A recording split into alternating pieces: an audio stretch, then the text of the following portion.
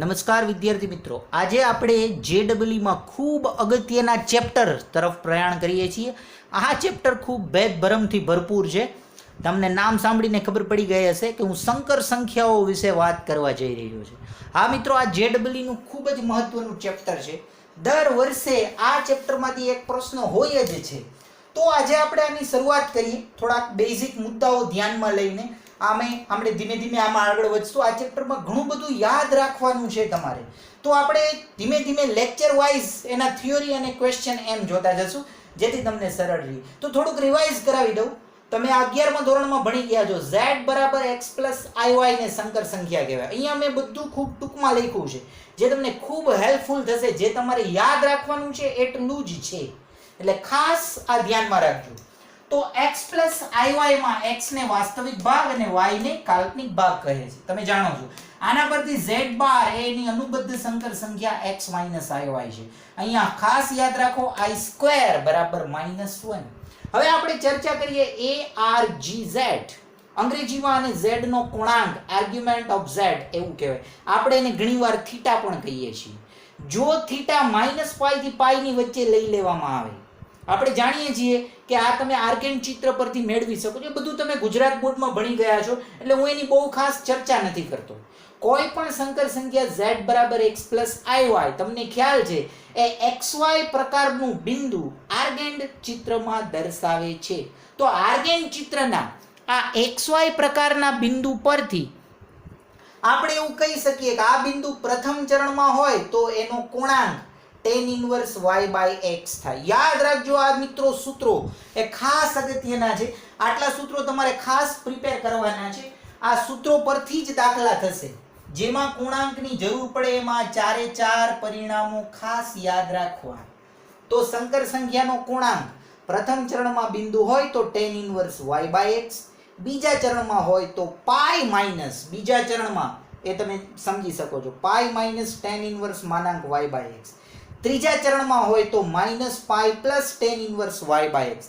અહીંયા મેં માનાંક એટલે નથી લખ્યો કેમ કે તમે જાણો છો બે ત્રીજા ચરણમાં હોય તો આ માઇનસ પ્લસ જ રહેશે. એવી જ રીતે ચોથા ચરણમાં હોય તો tan inverse y/x.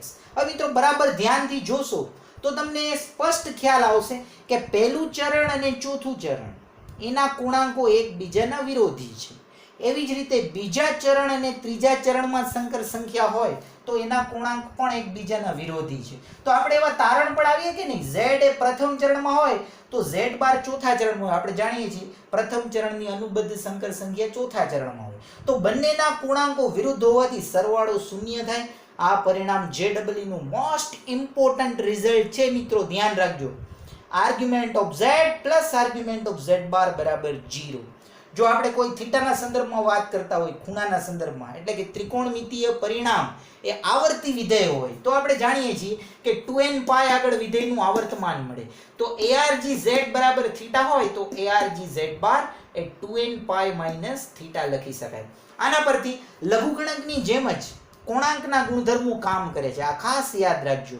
તો argz⁻n ને તમે n × argz, જેમ જેમ આપણે log x² હોય તો 2 log x લખી શકીએ. તો આ ખૂબ અગત્યના પરિણામો છે. મારા ખ્યાલથી આ જેડબલઈ ના એવા પરિણામો છે જેની ચર્ચા તમે ગુજરાત બોર્ડમાં નથી કરી, તો ખાસ આમાં ધ્યાન આપજો. ત્યાર પછીના પરિણામો આ ખૂબ જાણીતું પરિણામ છે. -1 નું વર્ગમૂળ એ ± i થાય. હવે ઘણીવાર આપણે i ના વર્ગમૂળની જરૂર પડે, તો i નું વર્ગમૂળ એ ± 1 + i/√2 થશે. એવી જ રીતે -i નું વર્ગમૂળ, આ વર્ગમૂળ આપણે મિત્રો નક્કી પણ કરી શકીએ છીએ. તમે જાણો છો કે વર્ગમૂળ મેળવવાની રીત તમે ભણી ગયા છો. તો આ બધાના વર્ગમૂળો છે. 1 નું વર્ગમૂળ 1 થાય એટલે મેં દર્શાવ્યું નથી. i અને -i નું વર્ગમૂળ ખાસ યાદ રાખવું. ત્યાર પછી આગળ વધીએ તો ત્યાર પછીના મુદ્દામાં એકના ઘનમૂળો છે. મિત્રો આ ઘનમૂળો ખાસ યાદ રાખવા પડશે. એકના ઘનમૂળો 1, w અને w² છે. આની સાબિતી જ્યારે આપણે ક્લાસરૂમમાં મળશું ત્યારે હું તમને આપીશ. અત્યારે હાલ પૂરતું તમારે યાદ રાખવાના છે કે એકના ઘનમૂળો હોય ને એ 1 w અને w² હોય.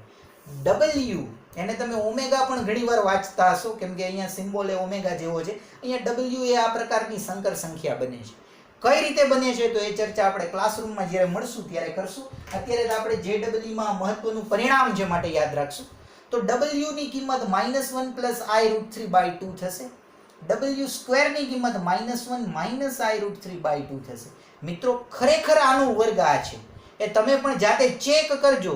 મિત્રો આમાં ખૂબ જ ધ્યાન રાખજો, બધા પરિણામો તમે વેરીફાઈ કરી શકો છો. આ પણ તમારે મેળવવું હોય તો તમે x = 1 ધારી ઘનનું ઘનમૂળ ધારી અને સાબિતે કરી શકો છો, પણ એ ચર્ચા આપણે બહુ લાંબી થાય છે એટલે હાલમાં એ ચર્ચા આપણે નથી કરતા. આ પરિણામો યાદ રાખીએ છીએ. હવે તમે 1w અને w² નો સરવાળો કરશો ને એ 0 થાય છે. મિત્રો દર 2-3 વર્ષે એક સંકર સંખ્યાનો પ્રશ્ન આ w અને w² પર આધારિત હોય જ છે. તો આ ટોપિક ખૂબ મહત્વનો. આ ઉપરાંત તમે w નો ઘન કરો તો 1 થાય. દેખીતી રીતે 1 નું ઘનમૂળ w હોય તો w નો ઘન 1 હોય જ. તો વ્યાપક સ્વરૂપે તમે w ની 3n ઘાત બરાબર 1 એવું કહી શકો છો. હવે આ રીત છે, કદાચ તમે ટેક્સ્ટબુકમાં આ વખતે નવી ટેક્સ્ટબુકમાં આ રીતે વર્ગમૂળની રીત નથી, પણ સૂત્રો દ્વારા વર્ગમૂળ મેળવી શકાય. કોઈ પણ સંકર સંખ્યાનું વર્ગમૂળ એ આ સૂત્ર છે. જુઓ, z = x + iy કોઈ સંકર સંખ્યા હોય તો વર્ગમૂળમાં z ± √mod z + x/2 + i √mod z - x/2. પણ આ સૂત્ર ક્યારે લગાડાય? જ્યારે y એટલે કે કાલ્પનિક ભાગ ધન હોય. જો કાલ્પનિક ભાગ ઋણ હોય તો આ પ્લસના સ્થાને માઇનસ. મિત્રો આ સૂત્ર ગોખવું જ પડશે. આ પણ સાબિત કરી શકાય, પણ હાલ પૂરતું આપણે આ ગોખશું. √z + x/2 + i √z -x/2. એવી જ રીતે √z + x/2 - i √z -x/2 y < 0. હવે મિત્રો એક બીજી ખાસ ચર્ચા, આ એકના જે ઘનમૂળો છે 1 w² એને તમે આર્ગેન્ટ ચિત્રમાં દર્શાવશો ને તો બિંદુ સ્વરૂપે લઈ શકે. તમને ખ્યાલ છે 1 ને 1 + i0 લેતા 1 ને આપણે 10 લખીએ, w ને -1/2 અને √3/2 લખી, w² ને -1/2 -√3/2 લખી. તો એ આર્ગેન્ટ ચિત્રમાં તમે ટ્રાય કરજો આને દર્શાવવાની. હાઈ ક્લાસ ગ્રાફ પેપર લઈ x અક્ષ એટલે કે વાસ્તવિક અક્ષ અને કાલ્પનિક અક્ષ લઈ તમે આર્ગેન્ટ ચિત્ર જાણો છો તો મિત્રો જરાક આ રિવાઇઝ કરજો, એટલે તમને આ નોંધ ખૂબ મજા આવશે સમજવાની. અને 3 બિંદુને જોડી અને અંતર શોધજો તો તમને છે ને એ બધા જ અંતરો સમાન એટલે કે સમબાજુ ત્રિકોણ એવું જોવા મળશે. આ ખાસ જાતે કરજો, ખૂબ અગત્યનું છે. આના પરથી આગળના લેક્ચરમાં હજી હું 1-2 પરિણામ તમને ડિરાઈવ કરાવીશ. ત્યાર પછી એકના ચતુર્થ મૂળો એ તો 1 -1 i અને -i. પણ આ ચારે ચાર બિંદુઓને પણ જો તમે આર્ગેન્ટ ચિત્રમાં દર્શાવો તો એ ચારે ચાર બિંદુઓ તમને ચોરસ સ્વરૂપે દર્શાવશે. તો મિત્રો આનો ખાસ સ્ક્રીનશોટ લઈ લેજો. ત્યાર પછી આપણે થોડાક હવે આ ઘનમૂળ વર્ગમૂળને લગતા MCQ ની ચર્ચા કરીએ જેથી તમને આ સરળતાથી સમજાય. તો આપણે એક MCQ તરફ આગળ વધીએ કે જેમાં આપણે ઘનમૂળનો ઉપયોગ અને w અને ઓમેગા, જેને તમે ઓમેગા કહો છો, એનો ઉપયોગ કરતા શીખીએ. તો એક MCQ લઈએ. 1a અથવા 1 નું ઘનમૂળ w છે એટલે કે ઓમેગા છે. આપણો પ્રશ્ન એમ છે કે 1 - w + w² ની 4 ઘાત નો વર્ગ અને પ્લસ 1 + w - w² નો સ્ક્વેર નું મૂલ્ય ખાલી જગ્યા છે. મિત્રો આપણા ઓપ્શન છે 4, 8, -4 અને -8. તો હવે આપણે આની ચર્ચા કરીએ. w³ = 1 થાય તો આપણે આનો અહીંયા ઉપયોગ કરીએ. આપણે જાણીએ છીએ 1 + w + w² = 0 પરથી આપણે આ પરિણામમાં જુઓ જી, આને હું આ રીતે લખીશ. પહેલું પરિણામ 1 + w² અને -w એનો સ્ક્વેર પ્લસ આને પણ 1 + w - w² નો સ્ક્વેર દર્શાવીએ. તો 1 + w² ને આપણે -w - w whole square plus -w² whole square એવું આપણે દર્શાવી દઈએ. તો આ થઈ જશે -2w whole square plus -2w² whole square. એટલે કે 4w સ્ક્વેર પ્લસ 4w ની 4 ઘાત. તો તમે આમાંથી 4w સ્ક્વેર પ્લસ 4w એવું આપણે લખી શકીએ. 4 કોમન લેતા w પ્લસ w સ્ક્વેર આવું આપણે દર્શાવી શકીએ. તો w પ્લસ w સ્ક્વેર ને પાછું આપણે -1 કહેતા આપણને મૂલ્ય તરીકે -4 મળે. તો આ રીતે આવા પ્રશ્નો આપણે સોલ્વ કરી શકીએ. ત્યાર પછીના પ્રશ્નો એની પણ આપણે ચર્ચા કરી લઈએ.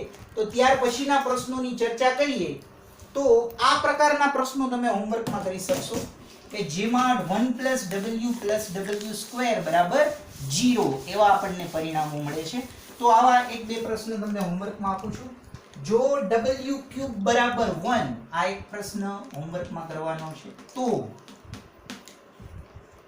3 + 5 into -1 plus √3i/2 અને એની ઘાતમાં છે 334 વત્તા 3 ગુણ્યા 1 plus √3i/2 અને એની ઘાતમાં છે 365 બરાબર ખાલી જગ્યા. ઓપ્શન છે w 2w 3w અને 0. તો આ પ્રશ્ન તમે જાતે સોલ્વ કરજો.